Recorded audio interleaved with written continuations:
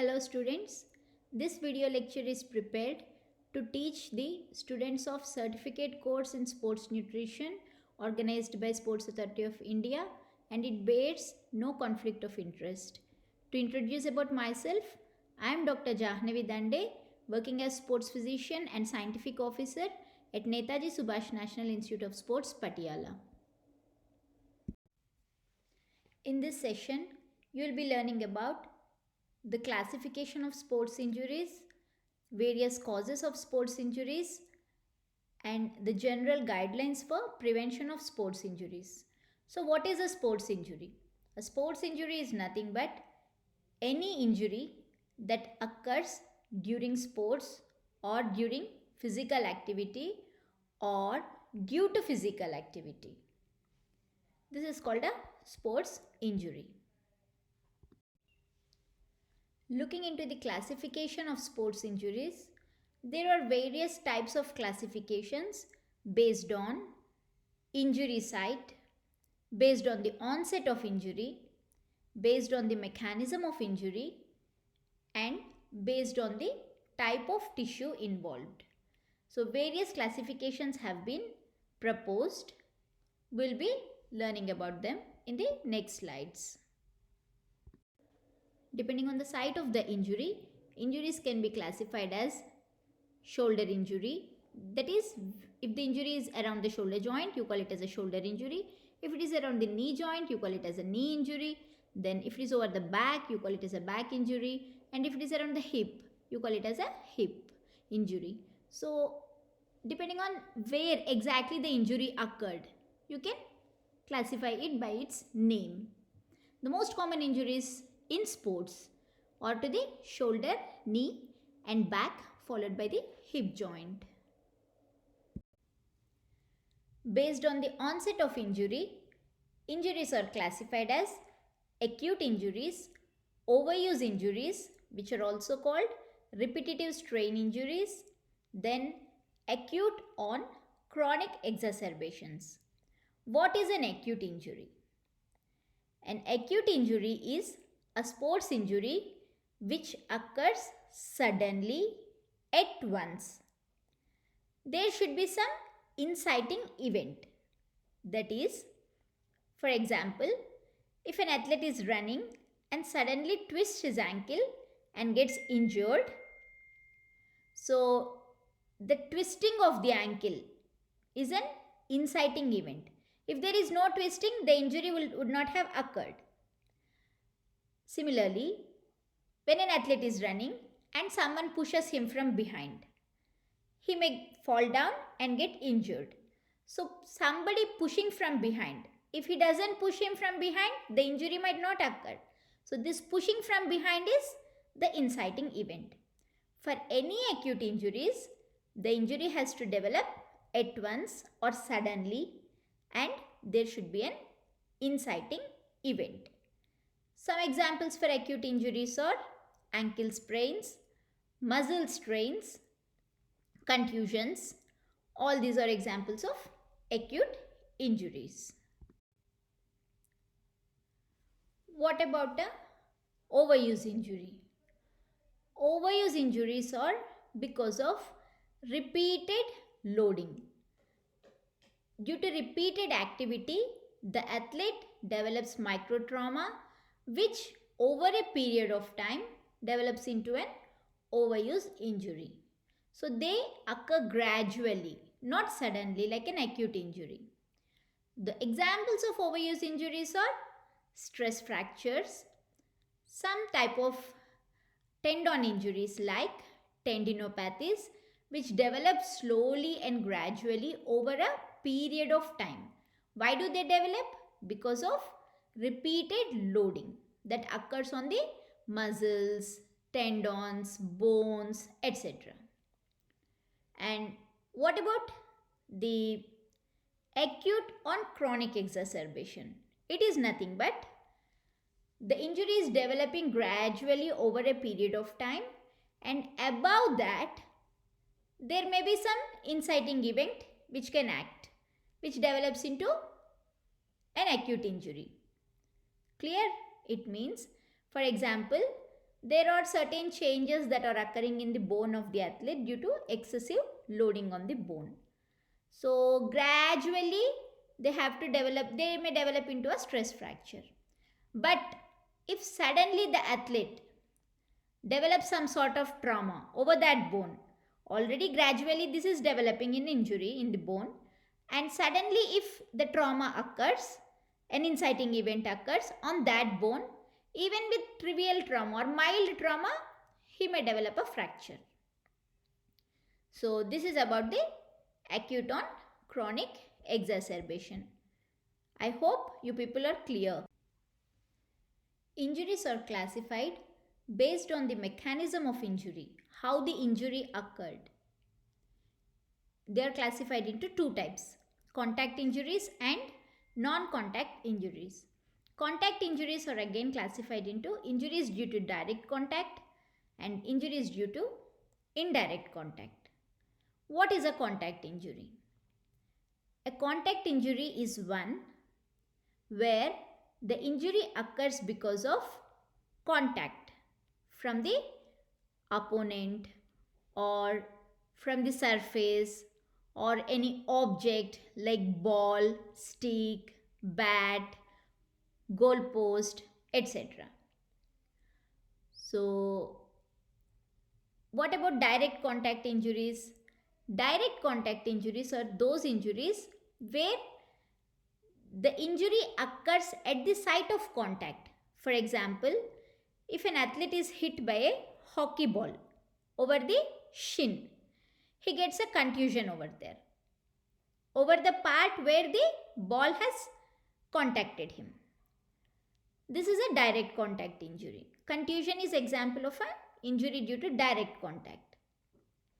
Whereas indirect contact injuries means the contact occurs at one point but the injury occurs at the other site. For example, an athlete falls on the ground from a height and he puts his hand down. Fall on his hand.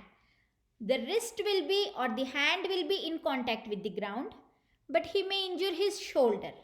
He may injure his elbow joint. So, the site of the injury is distant or other than the point of contact. This is called an indirect injury, indirect contact injury. What about the non-contact injuries? Non-contact injuries are not because of any contact. There won't be any contact. But how do they occur? They occur because of indirect forces that are present in the body. Intrinsic forces. For example, an athlete is sprinting and he may suddenly pull his hamstring muscle that is on the back of the thigh. So hamstring strain, nobody might have touched him, no surface might have touched him, but he gets or he strains his hamstring. Similarly, an athlete suddenly jumps and lands. While landing, he may twist his knee. There may be some pivoting activity that has occurred in the knee unexpectedly. Then he may injure his ligaments in the knee like ACL, anterior cruciate ligament, etc. So, non-contact is because of indirect forces, indirect forces and that are intrinsic forces which are within the athlete, and the contact injuries are because of external forces. Non-contact, internal forces. Contact injuries are because of external forces which may be either direct or indirect. Clear? The other type of classification is based on the type of the tissue involved. Musculoskeletal system, as you know, it contains the bones, the muscles, and these bones will form a joint, the tendons, which are nothing but attachments of muscles with the bones, and the ligaments which connect the two bones, and the capsule. In this figure you can see the bones, the ligaments, the muscles, tendons. This is a knee joint, and the And in this picture towards the right, the articular cartilage also can be seen. Any joint will have the articular cartilage. It is nothing but the bones where they oppose with each other at the joint. There will be a tissue called the cartilage. So this cartilage is also prone for injuries. Any of these structures can be injured. In this picture, you can see the long bone. So the bone is divided into, long bones especially, they are divided into three parts: the head, the shaft and the distal part, or the base you can call it as. So anywhere injury can occur. And on the right you can see the joint with the articular cartilage, and inside the joint there will be one fluid that is called the synovial fluid. So any of the parts can be injured. In this figure you can see the various bursae. What is a bursa? Bursa is nothing but it is a fluid filled sac. What is the function of it? These bursae, they are present around the joints where maximum movement will be there, and these bursae, they lubricate the joint. At the same time they reduce the friction while doing the movement. So at times in sports or in athletes, these bursa also can get inflamed or injured. With this brief idea of structure of a joint, let us look into the injuries which occur to these various tissues. In this slide, you can see the classification of sporting injuries based on the site of the based on the tissue involved or the tissue injured. So if you look at the bone, acute injury of the bone is called fracture. Fracture is nothing but a break in the bone. Then periosteal contusion. The outermost covering of the bone is the periosteum. So contusion can develop in this periosteum. It is called periosteal contusion. These are the acute injuries. Whereas in case of overuse injuries to the bone, you have stress fracture, strain on the bone, stress reaction, osteitis, periosteitis, apophysitis. These are all injuries to the various layers of the bone. Apophysis is that part where the tendon attaches at the bone. So all this may be injured in sports. If you look into the articular cartilage, you have the osteochondral or chondral fractures, that is fracture or break in the cartilage, or minor injuries can occur. The overuse injuries being chondropathy, especially for the knee joint, you can see, which are most common. Then if you look into the injuries of the joint as such, so acute injuries are dislocation and subluxation. Dislocation means the ends of the bones which form the joint get separated from each other completely. That is called dislocation. If they are separated only partly, it is called subluxation. Then the overuse injuries of the joint are synovitis, that is inflammation or swelling that develops in the synovial cavity or the fluid, inflammation of the fluid, which we have already discussed, the synovial fluid. And osteoarthritis, this is also an overuse condition of the joint, which is most commonly seen in knee joint. Then if you look into the ligament injuries, the acute injuries of ligament are called sprain. It again is graded into 3 grades. This is because the most common ligament injuries being ankle sprain and the ligament injuries around the knee joint. Then the overuse injuries, inflammation can develop at the ligaments. If you look into the muscle, the injury to the muscle or the tear of the muscle is called strain, followed by contusion. Muscle also can get contused with collection of blood within the muscle if there is any direct trauma. Then muscle cramp. You might have heard of cramp. That is sudden involuntary painful contraction of the muscle. That also can develop in sports. Then acute compartment syndrome. If you look into the overuse injuries of the muscle, you have chronic compartment syndrome. Compartment syndrome is nothing but there will be an increase in pressure within the different facial layers of the muscle. Then delayed onset muscle soreness, especially when any athlete does unaccustomed activity for the first time or after a prolonged period. If he does some activity, some sort of soreness will develop in the muscles. Then focal tissue thickening or fibrosis can occur. This is nothing but at times what happens because of excessive tightness, a focal point means a certain point will get thickened and it gets tight. So this is called focal tissue thickening, which can be treated. Then if you look into the tendon, acute injury of the tendon is called tear, and overuse injuries of the tendon which are very troublesome to treat, it is called tendinopathy. You might have heard of golfer's elbow, tennis elbow. All these are a kind of tendinopathies around the elbow joint. So these are very difficult to treat. Usually you have to remember overuse injuries are difficult to treat because they develop over a prolonged period of time and they develop gradually. Then if you look into the bursa, if there is direct impact over the bursa, traumatic bursitis can occur, or bursitis can develop repeatedly over a period of time also. Then nerve, as you all know, all the joints, muscles, ligaments, all are supplied by nerves and blood vessels.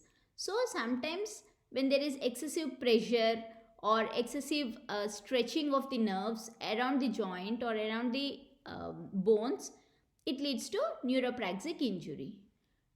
Overuse injuries, you have entrapment, minor nerve injury or irritation, neural tension. Sometimes the tension in the nerve increases. That is called adverse neural tension. So this also can trouble the athlete. Then if you look into the skin, open wounds, that is laceration can occur, abrasion can occur in the skin. Then punctured wound, especially due to spikes or any sharp object piercing deeply. Then contusions. Contusions can also occur in the skin in case of athletes. Then overuse injuries are due to inadequate footwear or anything like that. Blisters can develop due to repeated friction or repeated pressure over certain points on the foot or on the hand by holding the rackets, etc. Calluses can occur, corns can occur. All these come under the overuse injuries of the skin. Now let us look into the injury prevention aspects. What is prevention? Prevention is stopping the injury from occurring. That is called prevention. In simple terms, injury even before it occurred, you have to prevent them. You have to make them not to occur. This is called prevention. So how can you do that? One can prevent the injuries by identifying the risk factors which cause these injuries. There are many risk factors which interact among themselves or with the other risk factors and can cause injuries in the athletes. So let us look into the risk factors in the next slides. What are these risk factors? You should remember one thing. Taking part in sport itself can result in injury to any part of the body. Playing sport itself is a risk. See, if you see a person who is not playing sport and if you see a person who is playing sport, there may be benefits of playing sport, that is different. But as he is playing, he is at risk of injuries. That's why playing itself or taking up sport itself is a risk to injuries. And these risk factors are also classified into two types. One is extrinsic risk factors, the other is intrinsic risk factors. What are extrinsic risk factors? These are the risk factors that are present outside the athlete, that is, that are not present in the athlete. They may be related to other things like training, environment. What are all those things we will be learning. Then what are intrinsic factors? These are the risk factors that are present within the athlete, which can cause the injury. So let us discuss about them in the next slides. What are the extrinsic risk factors? They are training errors, errors related to training. Then the surfaces. There are various type of surfaces on which sports are played. So some surfaces like hard surface, cambered surface, all these can cause injuries. Then shoe, inappropriate footwear or worn out shoe, too old shoe, all these can lead to injuries in athletes. Then equipment. Equipment, again, it is of two types, that is protective equipment and suitable equipment. Protective equipment is like wearing of helmets, mouth guards, shin guard, all these which can prevent from injuries. Whereas suitable equipment means the racket, the bat, hockey stick, all those equipments which are utilized for the game, which are necessary for the game. So using the correct size of the equipment, like too big bat or too heavy bat, too small racket or too heavy racket in sports like tennis and all. So the appropriate size, the weight, everything prevents the athlete from injuries. If they are inappropriate, then injuries can occur. Then environmental conditions. Environmental conditions like hot humid weather or chilly cold environment. In all these things, if certain precautions are not taken, they may get injured. The athletes may get injured. Then psychological factors also are there and certain nutritional factors also. All these act as the extrinsic risk factors for injuries. Looking into the training errors, there are various types of errors that can cause injuries, like training load. Optimum training load is essential for performance as well as to prevent the injuries. Inadequate load also can cause injuries and reduce performance, whereas too much load or too heavy load or excessive load can also cause injuries. Then faulty technique. Faulty technique in turn affects the biomechanics of the athlete's movement and can cause injuries. Conditioning or the fitness. A preconditioned athlete has less number of injuries compared to non-conditioned or unconditioned athletes. Excessive fatigue and inadequate recovery. So recovery is also very important in order to prevent injuries, or a balance between fatigue and recovery has to be maintained. If this is not maintained, then injuries can occur. Pre-season conditioning or pre-season fitness, or maintaining the conditioning or the fitness throughout the training period, throughout the periodization cycle, is very important to prevent the injuries. There is evidence like weight training decreases the injuries. Plyometric training, incorporating plyometric training in the training schedule also reduces the injuries. Similarly, sprint training, balance training, core stability training. This is again very important because all the movement starts from the core. A stable core prevents the injuries, and progressive warm-up also can prevent the injuries to some extent in athletes. Now let us look into the intrinsic factors that are present within the athlete which cause injuries. Again, the level of conditioning. A fit athlete or an elite athlete is at less risk of developing injuries compared to an amateur athlete. Then faulty biomechanics, that is there are certain biomechanical abnormalities that can occur, that can be present in the athlete, like flat foot, knock knees, rounded shoulders, hunched back, scoliosis. All these can cause injuries in the athlete. Then muscle imbalances, right or proportionate balance should be there between the agonist and antagonistic muscles, that is the muscles which perform the opposite actions. If their balance is not maintained, or for any reason, like if a group of muscles are too tight and the opposite muscles are too weak, this also can cause the injuries. Similarly, muscle weakness. Usually, what happens after an injury, if you don't do proper rehabilitation, if you don't give proper treatment, then the muscle will be weak.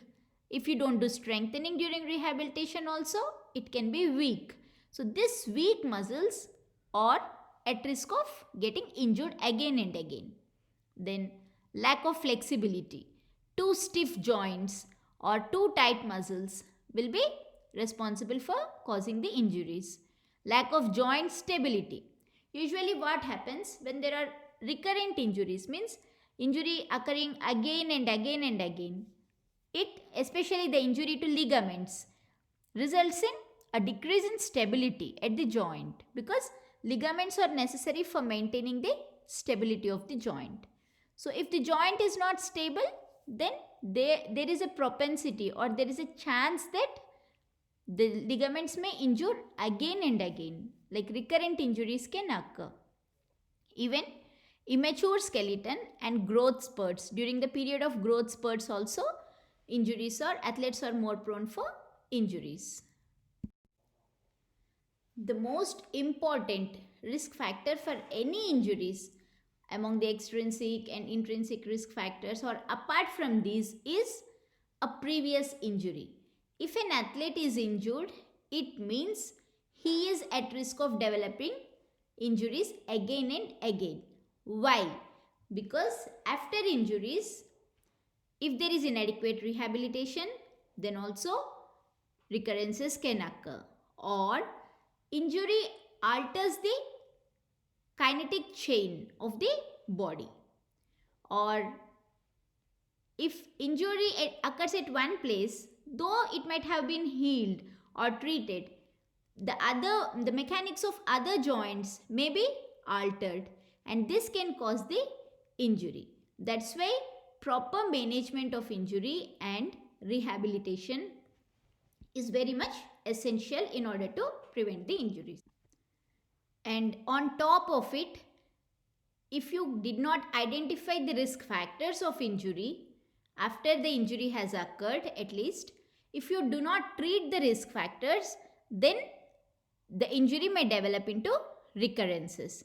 So treatment of an injury should focus on treating the injury, treating the mechanics, or maintaining the mechanics at other joints, at the same time tackling the factors which, or identifying the factors which have caused injury and tackling those factors. So these steps have to be followed to prevent the recurrences. Now let us look into the psychological factors which can cause injuries. Psychological stresses like negative life event stress, or any negativity has occurred in the family or in his life, in an athlete's life, or daily hassles and sports related stresses also, like if athlete is feeling insufficient breaks, he is getting insufficient breaks and he is getting inadequate rest, then a feeling of stiff and tense muscles, all these will cause the injuries, or all this will act as risk for getting the injuries. Or if athlete himself feels that I may get injuries, I am more vulnerable, the psychological feeling of the athlete has also got an impact on the development of injuries. And there are certain personality variables like trait anxiety, state anxiety, stress susceptibility, type A behaviors, those who are more anxious and all. Then irritability, mistrust. If an athlete is not having trust on the coach or on the treating person, treating physician, or treating physiotherapist, then also his injury will never be cured and he may get injured again and again. And coping strategies. If he has maladaptive coping strategies, that also can lead to injuries. Nutrition as a risk factor for injuries. So, low energy availability, decreased energy availability, or a disturbance or negative energy balance, all these can lead to injuries like stress fractures. You might be knowing about female athlete triad, relative energy deficiency syndromes. All these can put an athlete at risk of injuries. Then vitamin and mineral deficiencies, like for example vitamin D and calcium deficiency, can act on the bones and increase the osteopenic or osteoporotic activity in the bones and can cause insufficiency fractures. Then vitamin D deficiency also can cause muscle tightness and proximal muscle weakness, etc. Then excuse me, dehydration and electrolyte imbalances, especially when an athlete is training in hot humid environment. If he is already dehydrated and if he already has got electrolyte imbalances, decrease in electrolytes, then he is at risk of developing injuries or he is at risk of developing heat related symptoms. So nutrition, pre-training nutrition or pre-match nutrition is also very important to prevent the injuries. Now let us look into some of the preventive strategies. How can one prevent the injuries? By incorporating all these factors in their training schedule. So warm up. Warm up, it has got many benefits in enhancing the performance and it prepares the athlete for performance. So proper warm up also helps in preventing the injuries. This concept has been taken up by FIFA and they have developed a warm-up program for injury prevention, focusing on those aspects which can help in injury prevention in their warm-up. So FIFA 11 plus warm-up program, you can see this is an evidence-based program which has prevented injuries in the footballers once this warm-up program is adopted. Then stretching. Stretching also helps in relieving the muscle tightness and makes the muscles recover properly and thus can help in reducing the injuries. Stretching after activity has got a very effective role, especially the passive stretching, in reducing the injuries. Then recovery. You know, there are many types of recovery. Even nutritional and hydration also is very important for recovery. There are many active recovery methods as well as passive recovery methods which can help in preventing the injuries. Active recovery can be got by doing warm down or the cool down, that is done after the activity. That also helps in preventing the injuries by providing effective recovery. And passive recovery methods, there are many things which we will be discussing in the next class. Then again about hydration and nutrition.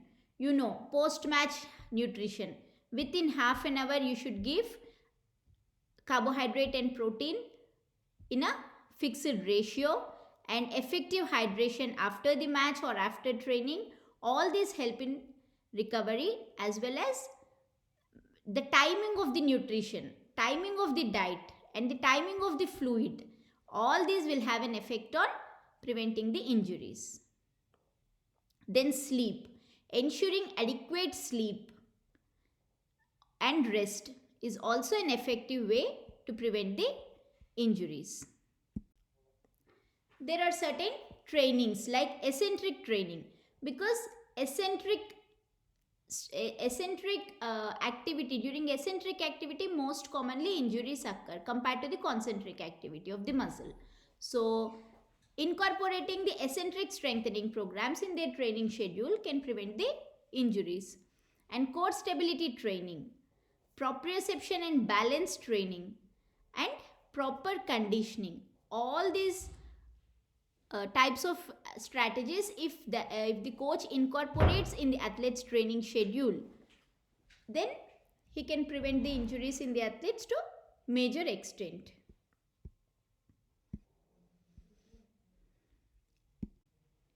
In this slide, you can see even there are certain preventive programs promoted by the federations, international federations, like as I have already discussed, FIFA 11 plus warm-up program, and a particular program to prevent ACL injuries, or this is a ligament, anterior cruciate ligament injuries, which are most common in athletes, and shoulder injury prevention program in swimmers by FINA, that is Swimming Federation, International Swimming Federation.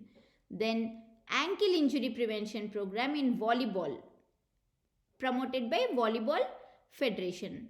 So all these preventive programs also can help to some extent in preventing the injuries. So to sum up, today you have learnt about the sports injury classification, the various risk factors which cause injuries, both extrinsic as well as intrinsic, then how the sports injuries are caused, and how a previous injury can act as a risk for a new injury, and some prevention strategies which, if an athlete incorporates in his training schedules, can prevent injuries to major extent. With this, I conclude the session. Thank you.